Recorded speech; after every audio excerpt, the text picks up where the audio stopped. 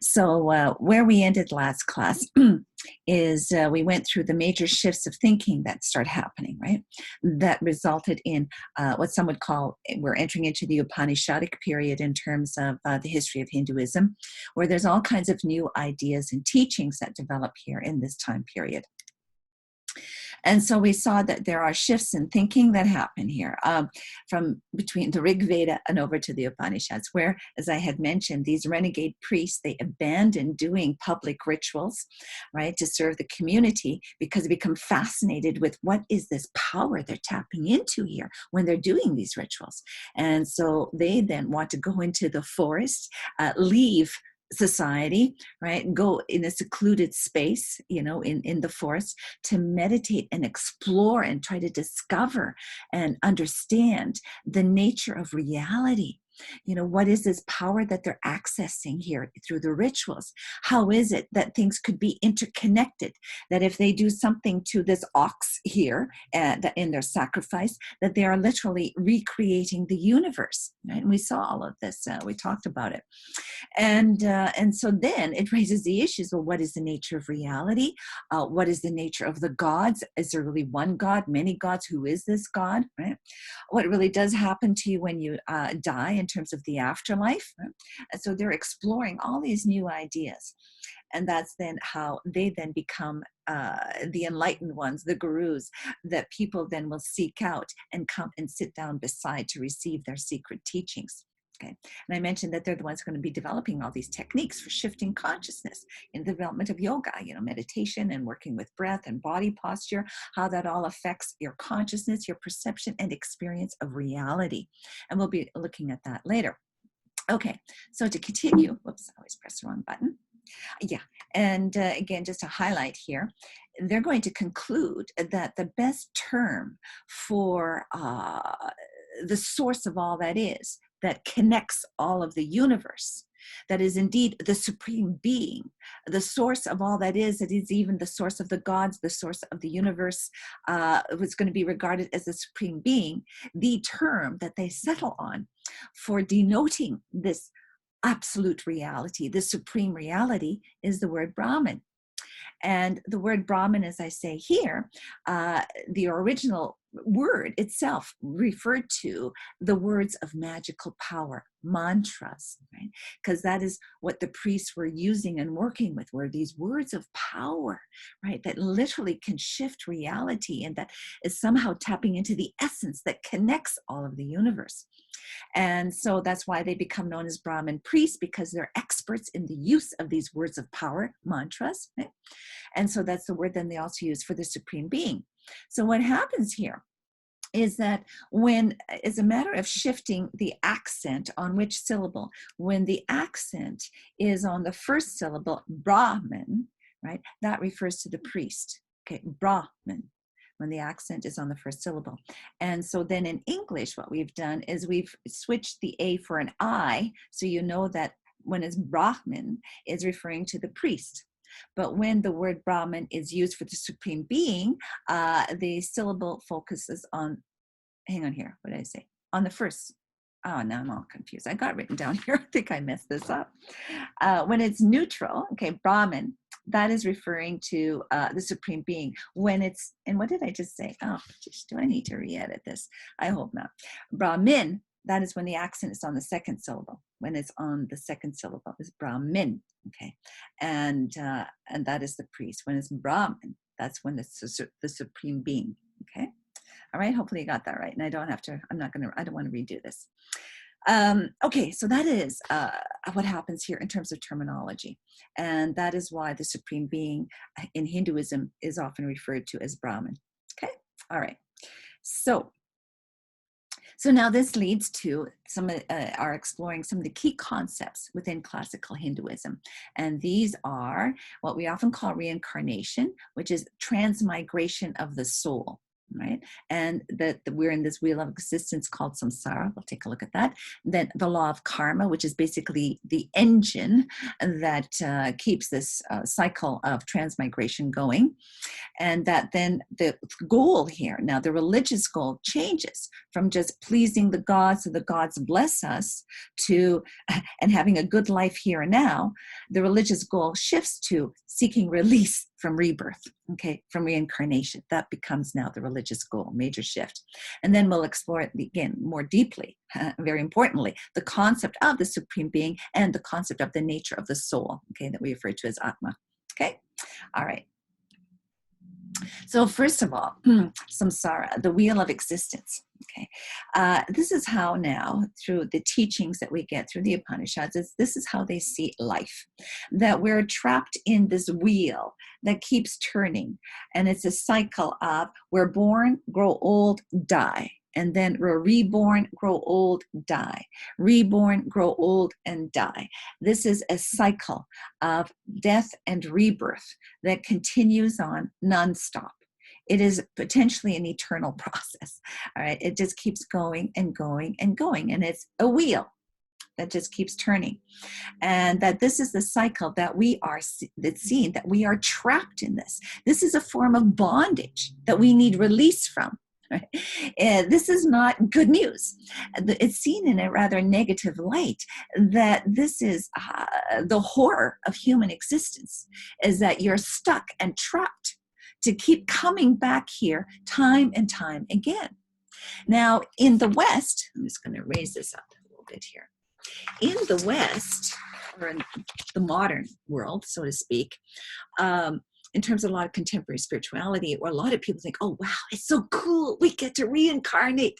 Wow.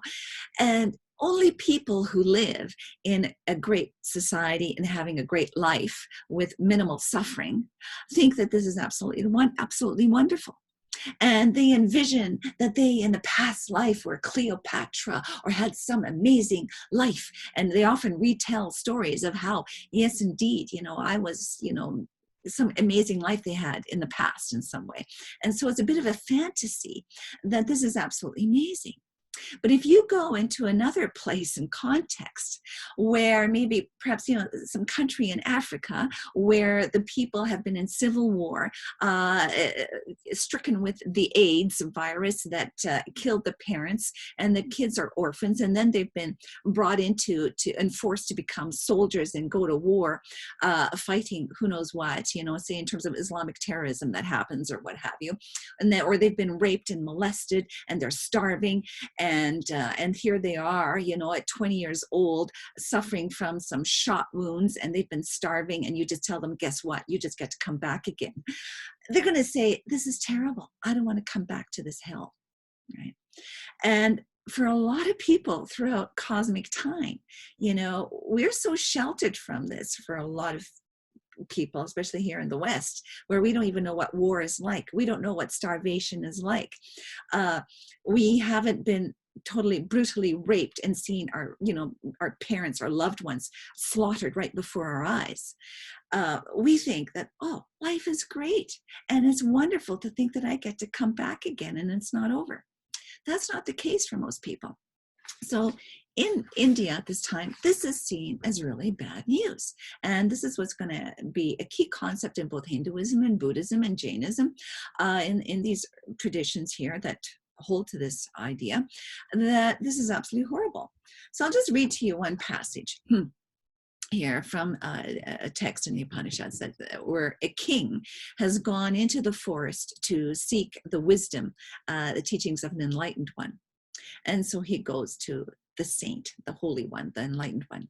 He says this: what is the use of enjoyment of pleasures in this offensive, pithless body, a mere mass of bone, skin, marrow, flesh, blood, mucus, phlegm, water, bile, and slime? What is the use of enjoyment of pleasures in this body, which is just constantly bombarded by lust, hatred, greed, delusion, fear, anguish, jealousy, separation from what is loved, union with what is not loved, hunger, thirst, old age, death, illness, grief, and other evils? Like, hey man, isn't that great being here in this body? But all that we see in the world around us that is perishable. Flies, gnats, insects, herbs, trees, they grow only to decay. And what about these, the mighty ones, rulers of empires? And it gives a long list of famous rulers who before their eyes, their whole families surrendered with the greatest of happiness, just passed on from this world to what? Okay. Then, and then goes on listing other great ones. Then there's the drying up of the oceans and the falling of the mountains, the moving of the pole star, the earthquakes, the departure of the gods from their place, right? And just goes on, in terms of this world.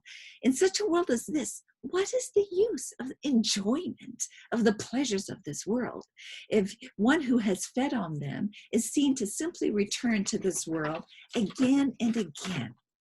Oh, I beg of you, please take me out. In this world, I'm like a frog in a dry well. Oh, saint, you are my way. You are my way.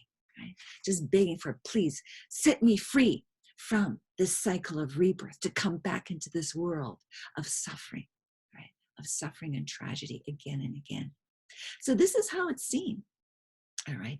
And so this is what's going to shift the goal, the religious goal, from not just trying to have a good life here and may the gods bless me, prosper me, protect me from basically having a good life here.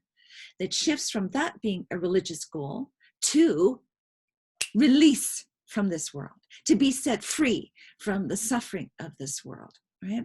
To transcend it, to not come back again. Okay, this is huge. And that's what's meant by samsara and this the wheel of existence, the cycle of death and rebirth. And with this, and this is something that's distinct here, we'll talk about it more when we do Buddhism, but what's believed is that there is, and we'll talk more about the soul in a bit here, the soul, atma is the term that's referred to the soul, it's the soul that's in me that leaves this body and then has a bit of time here in terms of maybe a heavenly experience for some good karma, but eventually comes back into another embodied form. Right? It incarnates again. And that's why it's called transmigration. It's a migration of the soul that leaves one life and re-enters another life. It reincarnates, takes on another bodily form. Okay. And so let me just read to you a passage here, how that's understood. And again, I'll talk about karma more in the next slide. But your karma, your actions, what determines the type of life form that you will enter into. So as one passage goes here, according as one acts, his deeds, his karma, according to how one conducts himself, so does he become. The doer of good becomes good. The doer of evil becomes evil. One becomes by virtues, one becomes virtuous by virtuous action and bad by bad action. Okay. And so then it goes further. So accordingly, those who are of pleasant conduct here, their prospect is indeed that they will enter into a pleasant womb. Okay, the womb of a future woman, the womb of a Brahmin, Kshatriya, or Vaishya. That's the upper three classes. If they were a good person of pleasant conduct, they then will be reincarnate in a pleasant womb of the upper three classes. But those who are of stinking conduct here, their prospect is indeed that they will enter into a stinking womb, either the womb of a dog, the womb of a swine, a pig, or the womb of an outcast. Okay, someone who's outside of the caste system that's seen as, quote, the untouchables. So again, that's just an example here of a passage. So your actions are going to determine the conditions and the womb that you will re-enter into the future life. And so that's tied in here. What is it that determines that? That determines your future rebirth? It is your karma. All right. And as I mentioned, the word karma simply means, originally just meant actions or deeds. And now it gets expanded upon that your actions or deeds is sort of, I like to think of it as almost like an energy that you put out. And so if you do a lot of good deeds, a lot of good action, it's like this good energy that's tied in with your soul. And that good energy will determine that you will have a good rebirth. You'll be born into a good kind of context, either upper class ideally male. Okay, it's a little bit better than female. And it just determines the context, the conditions, the life that you're born into, okay, your future existence. And so it operates like a law. It's a law of the universe. It's like a law of physics.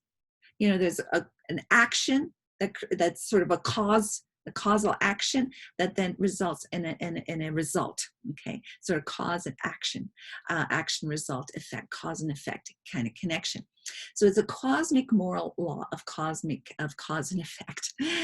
And so that here, just again, how it gets fleshed out, that cause is it's the action that you commit, but also what colors it is the intention behind the action.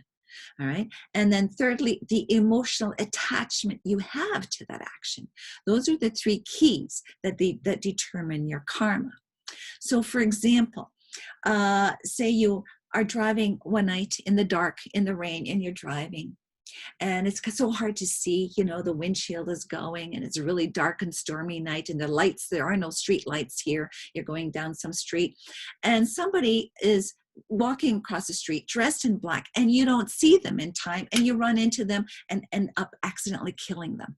Okay, so here you had the action of actually having committed murder, so to speak. You killed a human being, but you didn't have the intention to. It was a mistake. All right. And you feel terrible about it. Okay. So the karma, see, karma is like what? You know, there's degrees and levels of karmic energy. So yes, it's a bad action, but because you didn't have the intention and you feel absolutely horrible about it, right? That negative karma is rather low, as opposed to another context where, you know, say you're married, and you have this husband that you absolutely despise, and you've just been planning for years, how can I get rid of this guy? But I want all the money. I don't want a divorce because I would lose all the money. And so you're thinking, oh, you know, I've got to kill him somehow, but make it look like an accident. And so you come up with this scheme of how you can have your husband murdered by somebody, but yet, oh, you're the innocent wife here, and you get all the money, and whatever. You create a scenario like that, right? So here, you succeed in this, and it's like you had such evil intent, and you're so gleeful about it, thinking, oh, he's dead and I got all his money, and it's like, whoa, that's a lot of bad karma you've generated here, right? Because there's the action, there's the intention involved, you know, it's like, wow, and you're so gleeful over it, it's like, woo, that's really up there in the scale of bad karma. Okay, so that's sort of how karma works, right? There's levels and degrees of karma, and it all depends upon your intention behind it, and also emotional attachment. So for example, another situation, say I want to do something good, and I'm going to help the Girl Guides in their cookie baking sale, right? Where they go around selling the cookies, and I'm going to be baking all these cookies or whatever for some kind of fundraiser, you know, that the Girl Guides are doing or something or other. And I'm making these cookies, and I'm feeling so glad, and I'm just so happy, and oh, I'm so good for making these cookies for the Girl Guides. And I've got all this emotional attachment to the good that I'm doing, and it goes out, and I'm so happy to see the girls making all this money for, you know, selling these cookies at some fundraiser thing, and there's all this emotional attachment to what I've done. So like, oh, lots of good karma, right? Lots of good karma. And as opposed to, yes, I'm doing something good, but I detach. There's no emotional attachment. Yes, my intentions are pure and good. I seek no evil and seek to harm no one. But at the same time, though, I'm detached, and I seek to do good, you know, whatever way I can, but I detach from it. And that's like very little karma that's created. It's cool. Okay, sometimes they call it cool karma versus hot karma. Hot karma is like, ooh, there's a lot of energy here. Okay?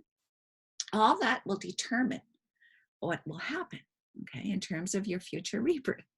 And so the key thing what's going to happen here, okay, is the goal isn't going to be that, oh, I'm just going to create tons of good karma, so have a good rebirth. It's like, okay, you know, if you're going to create karma, you want it to be good karma, all right? But ultimately, the goal is to undo all karma. You want to be set free from future rebirth. Okay. And so when you do good, it is detached, undone. You're not energetically attached to the good that you do. Okay. So the goal is going to be release, undoing of all karma. All right. That's what's going to become the goal here. So there's a lot involved here, okay, with the concept of karma, and hopefully, you follow me that there's a number of aspects involved, like the action, the intention, the emotional attachment, and that determines if it's a cool karma, hot karma, little versus a lot, right? Good versus bad. And if it's almost impossible, it's very difficult to avoid creating karma. And so whatever karma you create, you hope it's good. Okay, you want it to be on the good side, right? But then ultimately, the goal is going to become to undo all karma, to not generate karma, to cut the ties with karmic energy so the soul is set free from future rebirth. That's what's going to become the goal. Okay. All right. Now, let me just tell you a little story because I find this so interesting. What has happened historically in Indian thought or Hindu thought generally is karma has often been seen as being rather fatalistic, that whatever happens in your life, it's a result of past karma. And whatever is going on in your life is an outworking of karma. And so that can lead to a type of fatalism, as though whatever happens is meant to be. It's just like, well, it's karma working itself out here, ta-da. And so people tend to just simply accept what is. Right? So you'll hear stories of people, and I've heard stories, and I'll just tell a couple, like where somebody will be driving a cab, be getting a ride in a cab somewhere in India, and the cab driver just zooming down these streets, and you're in the back seat saying, oh, please slow down, you could run somebody over, be careful. And it's like, oh, it's okay if I run them over, it's their karma. And so it's meant to be if they get hit by a car. And if they're suffering from a disease and are homeless and starving on the street, it's their karma. All right, so just let it be. It's meant to be. If they're, wounded, been hit by a car, starving on the street, just let them be. And that was sort of the mindset in India for centuries. And it's when the British came, bringing in Western concepts and values and et cetera, that they think, hey, we got to stop some of these things going on here. Look at all these starving orphans and the sick lying on the streets. And so they emphasize building hospitals, building of orphanages, that you need to help the needy, help the poor. That's very much coming from the Christian tradition, right? And that's what gets introduced into India through the British. And then they start challenging this fatalistic concept of karma. And then in response to that, then we find Hindu intellectuals at that time, this is in the late 1800s, so right, when a lot of this is going on, Hindu intellectuals start saying like, okay, maybe we need to reevaluate this. And they started to teach that karma should not be understood in such fatalistic terms, okay? And that karma should be understood as though it limits not what everything that happens in your life, but karma is basically restricted to your conditions of rebirth, the context for your rebirth, right? That it's like, playing cards, and the cards are being dealt. And wow, what's the hand that I got here? Is it a pretty good hand? Can I, do I have a good chance of winning this poker game here? Karma simply is the hand that you get dealt with in life, the family that you're born into, the country you're born into. If you're born healthy, high IQ, or are you born with physical conditions, like maybe born with, without arms, or who knows what, born into poverty and born into a context of war, right? Those are the conditions in terms of your birth. And that is what karma refers to. But then how you play the hand that you've been given in life, how you play the cards, what do you do with what you got? That is where you're responsible, and that's where you're generating the karmic conditions for the next rebirth. So karma is limited to the conditions of your birth, okay, the context you're born into. And so this is the teaching that starts being promoted in more modern times. However, it's not necessarily infiltrated everywhere. So when I was a grad student way back, my professor who was teaching on Hinduism, that was sort of his specialty, he told us a story how when he lived in India for something like 15 years. And as he was riding his bicycle into a village one day, there was a big ruckus going on. Everybody was standing around the well and all upset. Oh, blah, blah, blah, blah, blah, blah, blah, something's going on. And he finds out what's happening here. And he said, oh, a woman had a fight with her husband and she jumped into the well to commit suicide. Okay, to kill herself. And they weren't doing anything. They were just all in a fuffle all around the well. And so he goes and finds a rope and throws the rope down and pulls the woman up out of the well and saves her life. Okay. Well, she then walks up to him angry and spits in his face and marches off. And he's shocked. He just saved this woman's life. All right. And so he asked the other villagers, like, why on earth did she do this? I just saved this woman's life. And they tell him, oh, you interfered with her karma. Okay. She had to fight with her husband, wanted to kill herself, and now she's going to have to do it all over again. Okay? And that was the response. And that just blew his mind. Okay, that just blew his mind. And he told us the story just to illustrate how indeed karma has been very much interpreted and understood and lived out as being rather fatalistic, that whatever happens is meant to be. Okay. Anyway, again, I always like going on telling all kinds of things, but that's just a little bit of understanding about karma. Okay. Hopefully that's all clear. Whoops. Yeah.